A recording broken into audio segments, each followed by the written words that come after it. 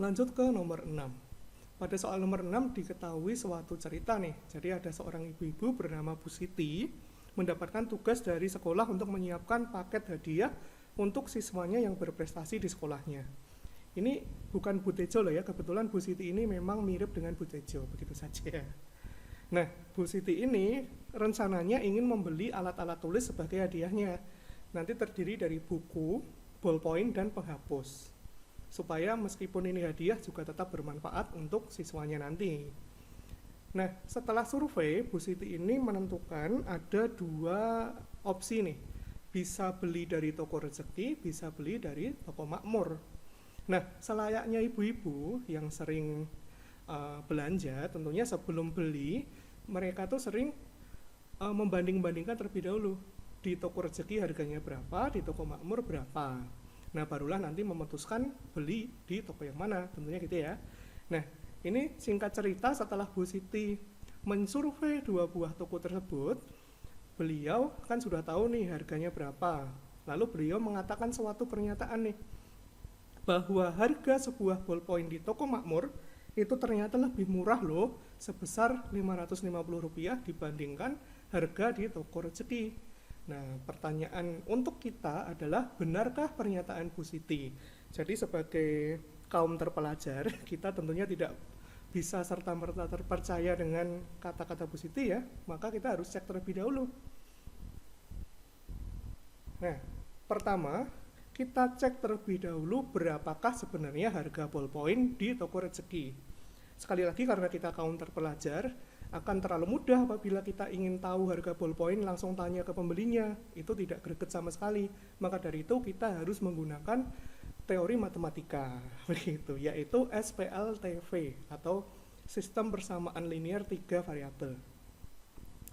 Di sini karena ada 3 macam produk, yaitu buku, ballpoint, dan penghapus, maka kita misalkan 3 buah variabel. Jadi pertama, andaikan harga sebuah buku itu X, kalau sebuah ballpoint itu Y, kalau sebuah penghapus itu Z. Jadi nanti jika kita cek di sini terdapat 3 macam paket ya. Dari paket hemat, jika kita hitung di sini ada 8 buku, 4 ballpoint, dan 3 penghapus. Sehingga nanti akan kita peroleh persamaan sebagai berikut ya. 8X tambah 4Y tambah 3Z sama dengan harga paketnya yaitu 62.000. Selanjutnya, kalau dari paket ekonomis dengan cara yang sama, di sini terdiri dari 5 buku dan 8 ballpoint. Berarti nanti persamaannya 5X tambah 8Y sama dengan harga paketnya, yaitu 57.000. Next lagi di paket terakhir yaitu paket murah, berarti harganya 17.000 terdiri dari 3 buku dan 1 penghapus. Berarti nanti persamaannya 3X tambah Z sama dengan 17.000. Oke, jika sudah kita peroleh persamaannya, maka kita eliminasi nanti. Dan target kita adalah, karena kita ingin mencari tahu harga sebuah ballpoint, maka yang kita cari adalah nilai dari variabel Y-nya. Untuk X dan Z tidak perlu kita cari. Selanjutnya, untuk mencari variabel Y, pertama-tama kita eliminasi persamaan pertama dengan persamaan yang ketiga, tetapi kita kalikan 3. Tujuannya adalah, di sini kan ada 3Z ya, dan di sini Z. Supaya Z-nya nanti hilang, di sini Z-nya kita kalikan 3 supaya sama nanti. Sehingga nanti kita peroleh persamaan sebagai berikut. 3X kali 3 berarti 9X, Z dikali 3 menjadi 3Z, lalu di sini 17.000 dikali 3 berarti 51.000. Lalu 3Z dan 3Z supaya hilang karena tandanya sama, berarti kedua persamaan ini kita kurangi. Sehingga nanti kita peroleh 8X dikurangi 9X berarti min X, 4Y tidak ada yang mengurangi berarti tetap 4Y, 3Z dikurangi 3Z habis, lalu yang ruas kanannya 62.000 dikurangi 51.000 berarti 11.000. Selanjutnya dari persamaan ini kita eliminasi lagi dengan persamaan kedua di sini, 5X tambah 8Y sama dengan 57.000. Nah, tujuan kita kan mencari Y, berarti kita hilangkan X-nya. Tetapi di sini X-nya 5, di sini X-nya min 1. Maka dari itu persamaan ini kita kalikan 5 terlebih dahulu, sehingga nanti diperoleh bentuk min 5x tambah 20y sama dengan 55.000, supaya di sini sama-sama 5 nih. Jadi nanti kita eliminasi, karena di sini tandanya berbeda, berarti biar hilang kita jumlahkan. Berarti nanti min 5x tambah 5x habis, 20y tambah 8y berarti sama dengan 28y, 55.000 tambah 57.000 berarti Rp112.000. Nah, dengan kata lain, y-nya sendiri berarti 122.000 ini dibagi 28 ya, sehingga nanti diperoleh y-nya sama dengan 4.000. Jadi kesimpulannya, ternyata harga sebuah ballpoint di toko rezeki adalah Rp4.000. Baik, sekarang kita sudah tahu harga sebuah ballpoint di toko rezeki.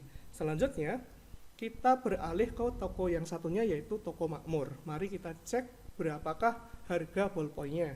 Sekali lagi, karena kita kaum terpelajar, tentunya akan terlalu mudah apabila kita mengetahui harga ballpoint dengan cara bertanya ke penjualnya langsung. Itu kurang greget lah gitu ya. Maka dari itu kita harus pakai SPLTV gitu.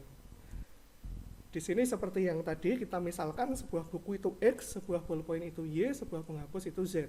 Nanti dengan cara yang sama, dari ketiga paket yang diketahui ini, kita akan memperoleh 3 buah persamaan sebagai berikut.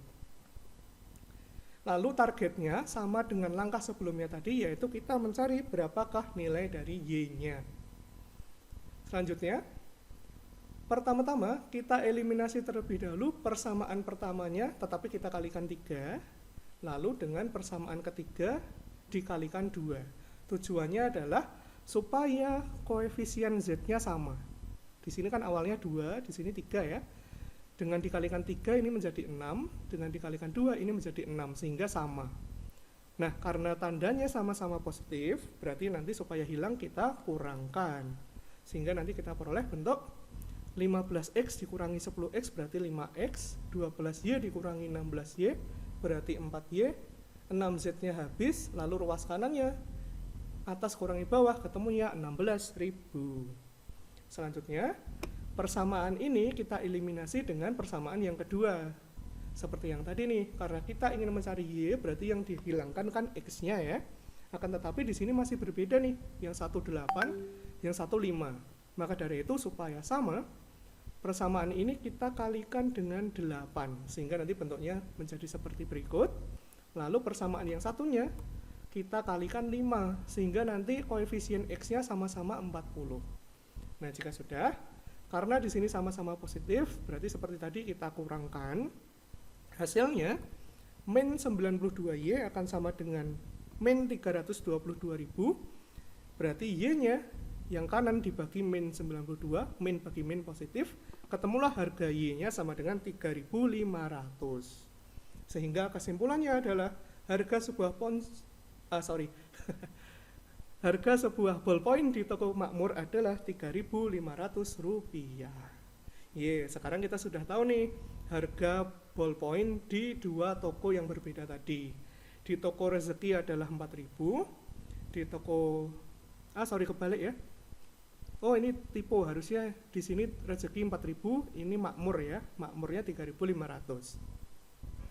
Artinya selisihnya itu hanya Rp500. Padahal tadi kata Bu Siti selisihnya itu 550.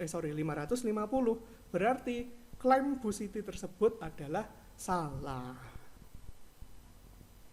Kita lanjut lagi ke nomor 7. Tidak terasa kita sudah setengah jalan ya, 7 dari 14. Di nomor 7 ini diketahui seorang perempuan bernama Anita, dan dia itu seorang seniman muda berbakat baik dan suka menabung dari Sumatera. Nah, dia itu punya rencana ingin membuat pameran tunggal, dan ia ingin menunjukkan maestro seninya, masterpiece-nya, yaitu berupa rancangan karyanya yang disusun dari tumpukan bola-bola tanah. Ini sangat masterpiece sekali ya. Jadi ada bola-bola tanah disusun sedemikian rupa sehingga membentuk pola seperti ini. Nah, pertanyaannya adalah berapakah banyak bola tanah pada susunan ke-20? Jadi ini kan baru sampai susunan ke-4 nih. Nah, nanti kira-kira kalau di pola ke-20 ada berapa banyak bolanya? Nah, di sini jika kita amati, bola-bola yang disusun oleh Anita tadi bentuknya adalah seperti ini.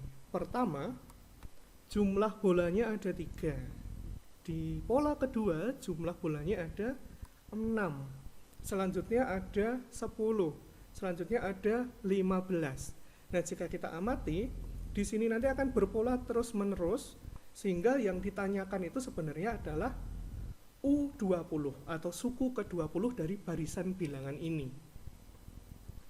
Nah, pertanyaan selanjutnya adalah kira-kira ini merupakan barisan bilangan apa?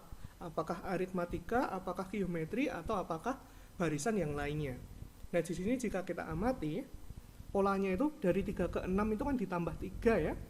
Lalu 6 ke 10 itu ditambah 4, 10 ke 15 ditambah 5. Berarti polanya adalah di jumlah bilangan yang berurutan mulai dari 3. Jadi tambah 3, tambah 4, tambah 5. Nah, pola seperti ini disebut sebagai barisan aritmatika tingkat 2. Karena aritmatika itu kan ditambah-tambah. Tetapi kalau aritmatika biasa, penambahnya itu konstan. Tetapi kalau di aritmatika tingkat 2 ini, penambahnya itu punya penambah juga gitu. Jadi tadi ditambah 3, tambah 4, tambah 5. Jadi penambahnya juga ditambah 1, ditambah 1. Nah, nanti untuk mencari UN dari suatu barisan aritmatika tingkat 2 adalah rumusnya sebagai berikut. Nanti UN sama dengan A ditambah N-1 kali 2B1 tambah N-2 kali B2 per 2. Keterangannya adalah A itu suku pertama, B1 itu beda tingkat 1 yang pertama. Jadi nanti beda tingkat 1 itu ada banyak, kita ambil yang pertama saja.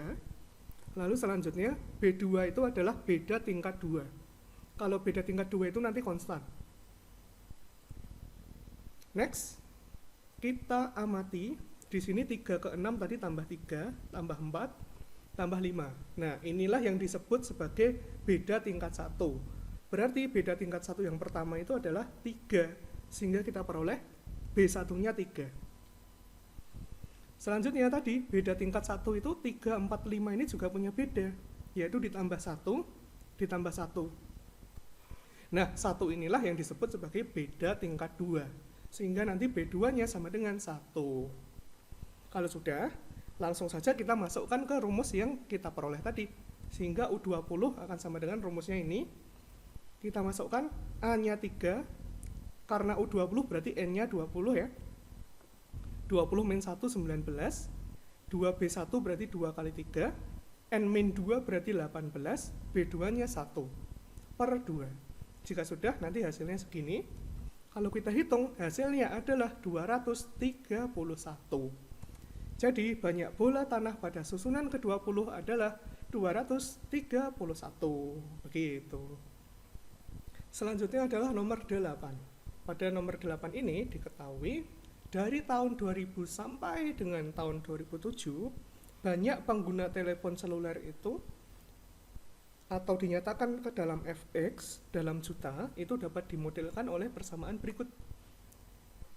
Jadi fx sama dengan 1,3x kuadrat ditambah 1,6x ditambah 3,7. Jadi di sini diketahui pula X sama dengan 0 itu merepresentasikan tahun 2000. Berarti kalau tahun 2001 diwakilkan oleh X sama dengan 1, 2002 berarti X sama dengan 2, dan seterusnya. Di sini perlu kita ketahui terlebih dahulu, berarti di sini Fx itu merupakan atau mewakili jumlah pengguna teleponnya, kalau X-nya itu tahunnya. Lalu pertanyaannya adalah, banyak pengguna telepon seluler di Indonesia akan mencapai angka 78,6 juta pada tahun berapa? Gitu. Nah, pertanyaan ini sebenarnya setara dengan mencari nilai X saat Fx-nya sama dengan 78,6. Jadi tadi kan X-nya itu mewakili tahun, Fx-nya itu mewakili banyaknya pengguna telepon selulernya. Sehingga mencari tahun berapakah di Indonesia itu mencapai angka 78,6 juta itu sama saja mencari nilai X supaya Fx-nya sama dengan 78,6. Atau kalau kita masukkan ke fungsinya menjadi sebagai berikut ya. 1,3x kuadrat ditambah 1,6x ditambah 3,7 sama dengan 78,6. Selanjutnya, Untuk mencari nilai X, karena ini merupakan persamaan kuadrat, maka tentunya nanti kita faktorkan ya. Tetapi sebelumnya supaya gampang, kita kalikan 10 terlebih dahulu supaya komanya hilang semua. Nanti menjadi 13x kuadrat tambah 16x tambah 37 sama dengan 786. Nah, 786 ini bisa kita pindah ke ruas kiri, sehingga nanti memperoleh bentuk 13x kuadrat tambah 16x min 749 sama dengan 0. Nah, karena sudah sama dengan 0, yang ruas kiri ini kita faktorkan. Nah, di sini cukup rumit pemfaktorannya karena depannya 13 ya. Sebenarnya ada banyak metode untuk memfaktorkan ini, tetapi Bapak akan menggunakan metode berikut. Jadi, 16x ini kita ubah menjadi 107x min 91x, karena di sini 107 kurangi 91 nanti jadi 16 juga. Jadi ini bentuk yang sama. Jika sudah, ini terdiri menjadi dua kelompok kan ya, dua depan sama dua belakang. Nah, dua yang depan ini kita keluarkan x-nya. Nanti menjadi seperti ini. Yang kelompok belakang kita keluarkan min 7-nya, sehingga nanti menjadi 13x tambah 107. Nah, di sini kalau kita amati, di depan punya 13x tambah 107, yang belakang punya 13x tambah 107 juga. Berarti ini bisa kita tarik keluar, lalu yang depan sisa x, yang belakang sisa min 7. Sehingga nanti dia menjadi 13x tambah 107 dikalikan x min 7 sama dengan 0. Nah, karena sudah kita faktorkan, maka kita peroleh nilai x-nya ada 2, yaitu min 107 per 13 dan x sama dengan 7. Nah, di sini kita ingat-ingat lagi tuh. X itu mewakili tahun. Tadi sudah disepakati bahwa kalau x sama dengan 0 itu mewakili tahun 2000. X sama dengan 1 mewakili 2001. Berarti nilai x ini harus bulat, nggak bisa pecahan seperti ini. Sehingga nilai x yang kita peroleh adalah yang 7. Jadi, banyak pengguna ponsel akan mencapai jumlah 78,6 juta itu saat X-nya 7 atau pada tahun 2007, karena X sama dengan 7 itu mewakili tahun 2007. Selanjutnya adalah nomor 9. Oke, di nomor 9 ini diceritakan suatu teater itu terdapat 9 baris kursi dan terisi penonton sebanyak 3/4 saja dari kapasitas seluruh kursinya. Nah, selanjutnya diketahui dari 9 baris kursi tadi, pada baris pertama itu terdapat 8 kursi. Selanjutnya di baris kedua ada 12, baris ketiga ada 11, baris keempat ada 15, dan baris kelima ada 14. Nah, lalu tugas kita adalah kita diminta untuk menguji kebenaran dua buah pernyataan. Yang pertama adalah, benarkah banyak kursi yang kosong itu lebih dari 34 buah? Dan yang kedua adalah, jikalau harga tiket per orang itu adalah 60.000, apakah benar pendapatan pada hari itu adalah 6 juta rupiah? Oke, pertama-tama kita lengkapi terlebih dahulu jumlah-jumlah kursi yang di baris ke-6 sampai ke-9, karena tadi hanya diketahui 1 sama 5 saja. Nah, di sini kalau kita amati, polanya itu adalah sebagai berikut. Baris pertama kan 8 ya. Nah, baris ketiganya itu 11, berarti dari baris 1 ke baris 3 itu bertambah 3. Baris ketiga ke baris kelima itu bertambah 14. Begitu juga dari baris kedua ke baris keempat itu juga ditambah 3. Jadi polanya itu adalah loncat 1 ditambah 3, sehingga dari pola tersebut barisan ke-6 akan sama dengan 18 karena diperoleh dari barisan keempat ditambah 3. Selanjutnya barisan ke-7 akan sama dengan 17, diperoleh dari barisan kelima 14 ditambah 3. Dengan cara yang sama nanti akan kita peroleh barisan ke-8 itu 21, barisan ke-9 itu 20. Sehingga jika kita jumlahkan, kita akan memperoleh banyaknya seluruh kursi itu adalah sebanyak 136.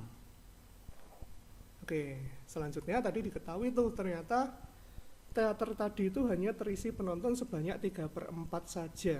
Artinya terdapat 1/4 kapasitas yang masih kosong, atau setara dengan 1/4 dikalikan totalnya 136, yaitu sama dengan 34. Nah, Karena yang kosong itu terdapat 34 kursi, artinya akan salah apabila kita mengatakan bahwa kursi yang kosong itu lebih dari 34, karena tepat 34 buah, tidak lebih gitu. Next, mari kita cek ke pernyataan kedua. Jadi tadi diketahui bahwa terdapat 34 kursi yang kosong. Berarti artinya yang sudah dipakai itu sebanyak 102, karena totalnya tadi kan 136, kosongnya 34, berarti yang isi 102. Berarti kalau harga tiket per orangnya itu 60.000, berarti pendapatannya tinggal dikalikan saja ya. 102 dikalikan 60.000 atau sama dengan 6.120.000. Sehingga lagi-lagi salah kalau kita mengatakan bahwa pendapatan hari itu adalah 6 juta rupiah, karena lebih, harusnya 6.120.000. Jadi kesimpulannya, dua buah pernyataan tadi keduanya salah semua. Kita lanjut lagi ke nomor 10. Oke, di nomor 10 ini temanya adalah pertanian nih.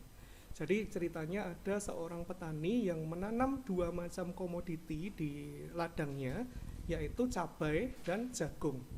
Nah, karena beberapa pertimbangan, penanamannya itu berdasarkan pola sebagai berikut. Nah, jadi pola pertama seperti ini, pola kedua seperti ini, pola ketiga seperti ini, dan seterusnya. Nah, di situ cabai disimbolkan sebagai titik hitam, sedangkan jagungnya disimbolkan sebagai tanda silang. Nah, pertanyaannya adalah, pada pola keberapakah kira-kira jumlah jagung dan cabai itu sama jumlahnya? Oke, untuk menjawab pertanyaan tersebut, tentunya kita harus memahami terlebih dahulu polanya ini sebenarnya bentuknya seperti apa. Nah, di sini kalau kita amati, supaya gampang kita buat tabel terlebih dahulu ya. Di pola pertama itu jumlah cabainya berapa, jumlah jagungnya berapa, begitupun di pola kedua, 3, dan 4, supaya nanti kita tahu polanya seperti apa. Di sini jika kita hitung, di pola pertama atau untuk N sama dengan 1, itu jumlah cabainya cuma 1, jumlah jagungnya ada 8. Berarti kita isi seperti berikut, kita hitung semua, nanti kita peroleh pola kedua itu cabainya 4, jagungnya 16, kalau di ketiga itu cabainya 9, jagungnya 24, dan di pola keempat itu jumlah cabainya 16, jumlah jagungnya 32. Nah, di sini jika kita amati jumlah cabai itu kan polanya adalah 1, 4, 9, 16. Padahal kita tahu 1 itu 1 kuadrat, 4 itu 2 kuadrat, 9 itu 3 kuadrat, 16 itu 4 kuadrat. Artinya jumlah cabai ini membentuk barisan bilangan kuadrat. Sehingga nanti bisa kita prediksi pola kelima berarti nanti jumlahnya 5 kuadrat, pola keenam berarti ya 6 kuadrat, dan seterusnya. Sedangkan di jumlah jagung ini awalnya 8, menjadi 16, menjadi 24, menjadi 32. Berarti jumlah jagungnya itu dari pola ke pola bertambah 8. Sehingga ini merupakan barisan aritmatika dengan suku pertamanya 8, bedanya juga 8. Nah, setelah kita tahu pola dari masing-masing jumlah komoditi itu tadi, kita tentukan nih rumus UN-nya apa. Nah, karena jumlah cabai tadi merupakan barisan bilangan kuadrat, berarti UN-nya itu sama dengan N kuadrat ini. Selanjutnya, jumlah jagung ini merupakan aritmatika dengan A sama dengan 8 dan B-nya sama dengan 8. Rumus UN aritmatika itu adalah A plus N-1B. Karena A-nya 8 dan B-nya 8, berarti UN untuk jagung itu sama dengan 8 ditambah N-1 kali 8. Nah, setelah kita tahu rumus UN dari masing-masing komoditas tadi, tinggal kita cari nih, saat jumlah cabai dan jagung sama, itu artinya N kuadrat itu akan sama dengan 8 tambah N-1 kali 8. Jadi, ketika jumlah cabai dan jagung sama, berarti UN yang atas sama UN yang bawah itu sama jumlahnya. Berarti bisa kita sama dengankan. Kalau kita sederhanakan menjadi seperti ini, kita pindah ruas. Ini bisa kita eliminasi dulu ya. 8 min 8 itu habis. Berarti kita peroleh N kuadrat sama dengan 8N. Nah, di sini karena N-nya itu dimulai dari 1, tadi polanya dari 1 ya. Berarti ini nanti bisa kita coret nih kedua ruasnya. Yang kanan tinggal 8, yang kiri N-nya tinggal 1. Sehingga kita peroleh kesimpulan N-nya sama dengan 8. Artinya jumlah cabai dan jagungnya itu akan sama saat N-nya sama dengan 8 atau pada pola ke-8. Next ke nomor 11. Nah, kalau di nomor 11 nih cukup menarik nih. Jadi di nomor 11 ini kita belajar sedikit tentang harga emas. Jadi di soal nomor 11 ini diketahui grafik harga emas selama bulan Mei tahun 2019. Jadi dimulai dari tanggal 1 sampai paling kanan tanggal 30. Nah, di sini tugas kita adalah mengkonfirmasi kebenaran 4 macam pernyataan berikut. Jadi pertama, langsung saja kita cek ya, yaitu harga emas pada tanggal 17 Mei adalah Rp595.000. Nah, apakah benar? Kita cek di grafiknya tadi. Tanggal 17 Mei itu ada di sini. Nah, jika kita amati, harganya itu di bawah sedikit dari 595.000. Artinya, harganya itu tidak sampai 595.000, sehingga pernyataan pertama ini salah. Selanjutnya, di pernyataan kedua dikatakan bahwa harga emas pernah mencapai Rp605.000. Nah, di sini kalau kita amati, harga emas tertinggi itu berada di sini dan dia di atas 605.000. Dengan kata lain, benar bahwa harga emas itu pernah mencapai 605.000 bahkan melebihinya. Selanjutnya di pernyataan ketiga, perbedaan harga emas di awal dan akhir bulan Mei adalah lebih dari 15.000. Ingat ya, lebih dari 15.000. Nah, di sini jika kita amati, harga awal emas di bulan Mei itu berada di kisaran sini, sehingga harganya itu lebih dari 585.000, lebih dikit ya. Sedangkan di akhir di akhir bulan Mei, harganya itu tepat Rp600.000. Sehingga selisihnya itu sebenarnya tidak sampai 15.000. Karena apa? 585 ke 600 kan selisihnya 15.000 ya. Padahal ini harganya lebih. Sehingga selisihnya itu harusnya kurang dari 15.000. Sehingga kalimat ketiga ini juga salah. Dan yang terakhir dikatakan bahwa secara umum harga emas pada bulan Mei adalah menurun. Nah, jika ini bisa kita benarkan ya. Karena kalau kita amati, di awal Mei harganya berada di kisaran 585.000, di akhir Mei harganya 600.000. Jadi meskipun selama bulan Mei itu naik turun, tetapi kalau dilihat satu bulan sebenarnya naik. Sehingga kalimat secara umum harga emas pada bulan Mei adalah menurun itu salah. Harusnya naik ya. Lanjut lagi ke nomor 12. Nah, ini kita hampir selesai nih, nomor 12 dari nomor 14. Di nomor 12 ini diketahui infografis tentang pengelolaan sampah di Indonesia. Jadi di situ dikatakan 69% sampah di Indonesia itu ditimbun di TPA, 10% dikubur, 7% dikompos dan didaur ulang dan seterusnya. Nah, tugas kita seperti nomor sebelumnya tadi, yaitu mengkonfirmasi kebenaran pernyataan-pernyataan yang diberikan. Di sini ada 4 nih. Langsung saja ya. Yang pertama dikatakan bahwa sebanyak 69% dari total sampah di Indonesia dibuang di TPA. Ini benar sekali ya, di sini sudah jelas yang ditimbun di TPA itu sebesar 69%. Berarti kalimat pertama benar. Next ke yang kedua. Kurang dari 10% sampah yang dikelola dengan cara dikubur. Di sini yang dikubur itu sebanyak 10%. Berarti salah ya kalau mengatakan kurang dari 10%. Harusnya pas 10%. Jadi kalimat kedua salah. Selanjutnya, banyak sampah di Indonesia yang tidak terkelola sama banyak dengan sampah yang didaur ulang. Nah, di sini kalau kita amati, yang tidak dikelola itu sebanyak 7%, sedangkan yang didaur ulang juga 7%. Oh, berarti betul bahwa banyak sampah yang tidak terkelola itu sama banyaknya dengan sampah yang didaur ulang. Kalimat ketiga betul. Yang terakhir, banyak sampah yang ditimbun di TPA lebih dari 3 kali lipat banyak sampah yang dikelola dengan cara lainnya.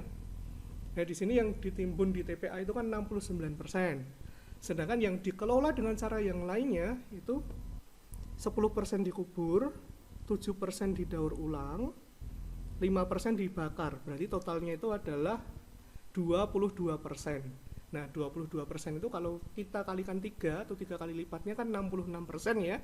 Artinya benar bahwa banyak sampah yang ditimbun di TPA itu lebih dari 3 kali lipat banyaknya sampah yang dikelola dengan cara lainnya.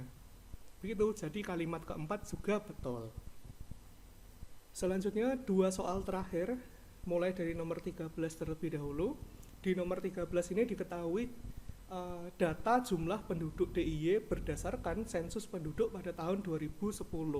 Di situ jelas rinciannya jumlah penduduk di setiap kabupatennya dari Kulon Progo, Bantul, Gunung Kidul, Sleman, dan Kota Yogyakarta beserta perbandingan laki-laki dan perempuannya di masing-masing kabupaten berapa.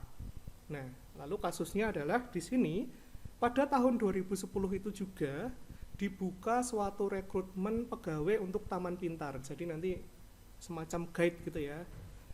Nah, kebetulan ada seseorang yang apply di situ. Dia berasal dari penduduk DIY tadi. Nah, pertanyaannya adalah apakah benar apabila seseorang menyimpulkan bahwa pelamarnya tadi kemungkinan besar perempuan dan berdomisili di Sleman. Nah, andaikan benar, apa alasannya? Oke, mari kita analisis bersama. Berdasarkan jumlah penduduk DIY tadi, jika kita amati, dari kelima kabupaten, baik Kulon Progo, Bantul, Gunung Kidul, Sleman, dan Kota Yogyakarta itu, penduduknya yang paling banyak itu adalah Sleman, yaitu 1 juta lebih. Yang lain tidak sampai 1 juta. Nah, dari situ, kita bisa simpulkan bahwa jumlah warga Sleman itu terbanyak se-DIY. Artinya, jika ada seseorang yang melamar berasal dari provinsi DIY, maka bisa kita benarkan bahwa kemungkinan besar dia pasti dari Sleman, karena penduduk Sleman itu paling banyak. Satu itu terlebih dahulu. Selanjutnya, jika kita amati kota Sleman, di situ diketahui bahwa jumlah laki-laki sekitar 521.000, kalau perempuan itu 525.000, sehingga jumlah perempuannya itu lebih banyak dari laki-laki. Sehingga kalau tadi kemungkinan besar dia berasal dari Sleman, maka kita bisa juga menyatakan bahwa kemungkinan besar dia perempuan, karena di Sleman jumlahnya perempuan itu lebih banyak dari laki-laki. Hal ini juga diperkuat dengan total seprovinsi DIY pun jumlah perempuannya juga lebih banyak dari laki-lakinya. Sehingga bisa kita simpulkan bahwa memang betul pelamarnya tadi kemungkinan besar berasal dari Sleman dan dia perempuan. Nah, tetapi tidak menutup kemungkinan dia berasal dari kota lain dan laki-laki ya, akan tetapi kemungkinan besar dia dari Sleman dan perempuan. Last but not least, nomor 14. Nah, di nomor 14 ini kasusnya sama persis dengan nomor 13 tadi. Jadi diketahui jumlah penduduk DIY berdasarkan sensus penduduk tahun 2010, rinci per kabupaten kota dan per laki-laki perempuannya. Lalu ceritanya juga sama, pada tahun 2010 itu dibuka open recruitment untuk menjadi guide di Taman Pintar. Lalu ada seorang pelamar di situ. Lalu pertanyaannya adalah, tanpa memperhatikan jenis kelamin pelamarnya itu, peluang ia berdomisili di Kabupaten Kulon Progo, Bantul, Gunung Kidul, Sleman, atau Kota Jogja berapa? Oke, ini sebenarnya soal bonus ya, karena dia itu berasal dari DIY, sudah jelas pasti dia berasal dari salah satu kabupatennya. Entah itu Kulon Progo, Bantul, Gunung Kidul, Sleman, Kota Yogyakarta. Jadi sudah pasti dia itu berdomisili, kalau enggak Kulon Progo, Bantul, Gunung Kidul, Sleman ya, kalau enggak Kota Yogyakarta. Nah, karena sudah pasti, peluangnya berarti sama dengan 1. Oke, baik Bapak, rasa untuk pembahasan kali ini Bapak cukupkan terlebih dahulu. Terima kasih banyak atas antusiasmenya, semoga bermanfaat. Mohon maaf atas kurang lebihnya. Akhirul kalam, wassalamualaikum warahmatullahi wabarakatuh, dan sampai jumpa di pembahasan-pembahasan berikutnya.